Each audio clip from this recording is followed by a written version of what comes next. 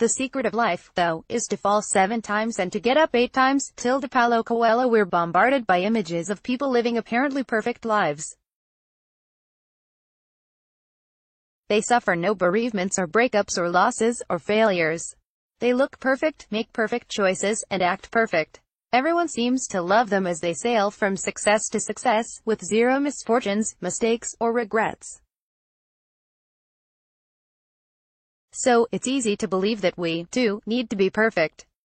I had a simple definition of success when I was younger. It was whatever made others admire, or at least accept me. So, I aimed for better jobs.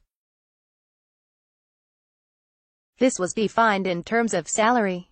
As a young doctor, I started out in a poorly paid job. I made it through a PhD, then an MBA. The research was impactful, but what excited me as much was that doors opened to me.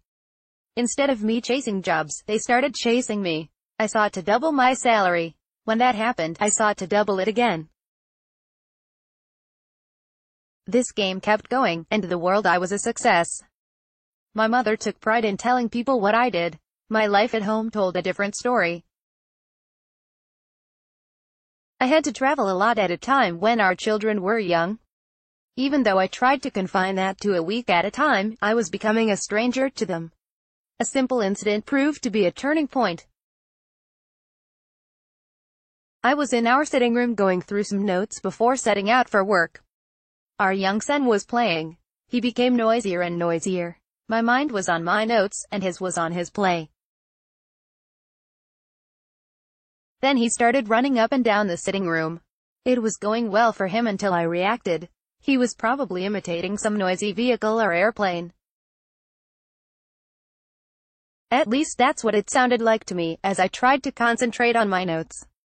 As he ran past me, I put my arm out to stop him. Unfortunately, my adult arm was like a wall to him. Our little boy hit my arm and fell to the floor. This remains one of the incidents I'm deeply ashamed of. He burst into tears, and my partner rushed to pick him up and comfort him. My job continued to be center stage, but the scales were starting to fall from my eyes. I tried to make it up to him, visiting a motor show together. He loved the shiny cars, including the one Michael Schumacher had driven in the Formula One championship. As he held my hand throughout our motor show visit, I began to experience more deeply the meaning of the saying, "Love makes the world go round." The piles of responsibilities in my job began to weigh on me more heavily. I was walking a tightrope of stress, irritability, and worry. A routine medical exam confirmed what I had suspected. I was an unfit, overweight wreck, in need of medication to keep my heart and circulation in working order. Our family life was far from the ideal picture that our beautiful home must have presented to the world. I was a well-paid but emotionally exhausted wreck. We talked it over and my partner was very clear.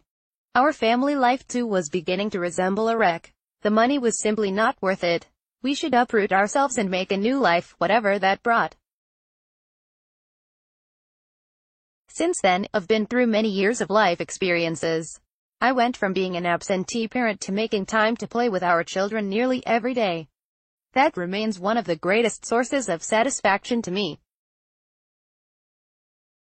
I went from measuring success in purely financial terms to a wider definition of success.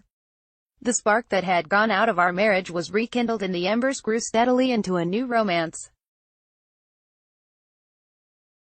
My passion for music making had been put on the back burner for years, but I've since nurtured it. I try to make some time each day to create music, and have had the good fortune to perform and record with some great musicians. I started converting all my medical and scientific knowledge into practical actions. I lost inches from my waist and no longer needed any medication. However, the biggest changes occurred in my inner life. Stress, irritability, and worry used to bother me. I don't mean just in terms of experiencing them. I mean being annoyed and angry with myself for not feeling good at all times. Aren't we all meant to try and feel good all the time? Isn't that what makes a good life? Isn't constant happiness our highest ideal? We look online or in glossy magazines and see celebrities smiling and laughing on the red carpet. We see sages and gurus glowing. We see so many apparently perfect people living perfect lives. Why can't we feel good all the time? I've come to understand that there's something beyond happiness, something more substantial than a passing emotion. It's the joy of doing what you consider to be important and good. It involves recognizing what really matters to you. It involves gladly losing what is less important.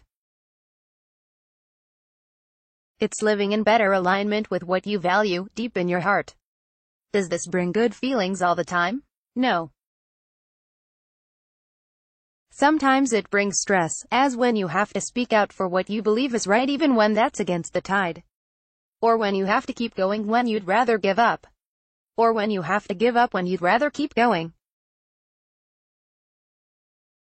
Sometimes it brings low moods, as when everything seems to be going wrong. The stock market crashes, you lose a valued assignment, your friend has a misunderstanding with you, you have a raging argument with your partner, your treasured outcomes simply don't happen, people don't keep their word to you, or are spiteful to you, and so on. Sometimes it brings fear, as when you have to try something you're not entirely comfortable with or take risks that seem too big. Even the prospect of failure can bring fear. Sometimes it brings guilt and shame, as when you do something you deeply regret or fail to keep your word. Sometimes it brings self-doubt, as when everyone else is going left and you're going right in life. One of the most important lessons I've learned is that the more you struggle to avoid difficult feelings, the worse life can get. Imagine a great runner. On the track, the runner is invincible. They want to be invincible everywhere. Put that same runner in quicksand and they're in trouble. The more they try to run their way out of the quicksand, the deeper they sink. The way to cope with quicksand is to stop struggling and lie back. Eventually you'll be rescued. It can be the same with difficult feelings. After a point, they become like quicksand. Struggling with them beyond that point just sucks you in deeper. It's good to reach for pleasant feelings when they're within easy reach. However, when you start beating yourself up for feeling bad, then it's time to remember quicksand. Sometimes it's better to lie back and float than to try and swim. This means allowing yourself to feel the range of human emotions. This doesn't mean wallowing in your feelings. It means just letting them be, not struggling with them. You can still do what you consider to be good and important within your capabilities. That helps take the sting out of difficult feelings. That helps bring a profound joy that is beyond fleeting emotions. It's a kinder, gentler, and more fulfilling way of living. It's great for your well-being, especially when life gets difficult. Recently our grown-up children joined us for a short family break. We were on a deserted beach. Our son picked up a flat pebble and made it skim the water. Soon, we were all competing to see who could get the most bounces. I stood back for a moment, watching the scene, and thought to myself, life doesn't get much better than this. I wish I'd known as an unfit and emotionally exhausted 40-year-old what I know as a fit and joyful 60-year-old. But they say 60 is the new 40.